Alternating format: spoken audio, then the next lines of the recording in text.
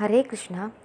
ஜென்மாஷ்டமி விழாவை கொண்டாடுவது என்பது பகவான் ஸ்ரீ கிருஷ்ணரின் விருப்பங்களுக்கு நம் வாழ்க்கையை அர்ப்பணித்து அதை நிறைவேற்றிட நாம் உறுதி கொள்வதே ஆகும். அதுவே உண்மையான கொண்டாட்டம். 3 விஷயங்கள் உள்ளன: விதிக்கப்பட்ட கடமைகள், தீய செயல்கள் மற்றும் செயலாற்ற தன்மை.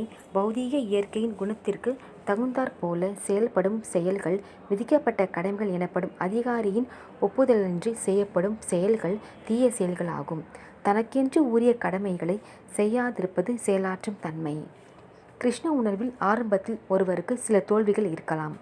இது இயற்கையானதே. எப்படி ஒரு குழந்தை ஆரம்பத்தில் நிற்க முடியாமல் கீழே விழுகிறதோ அது மாதிரி தான். காலம் செல்ல செல்ல அவர் கிருஷ்ண உணர்வில் நன்றாக வருவார்.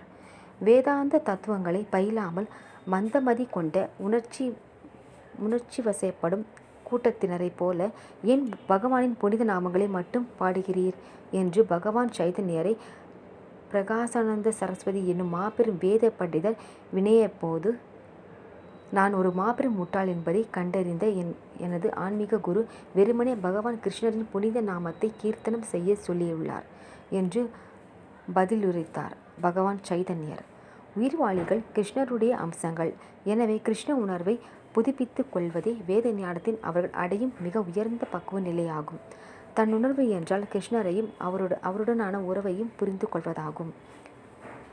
பக்தி யோகம் எவ்வாறு செயல்களை விருப்பி வெறுப்பு இன்றி செயல்களை செய்கிறார்.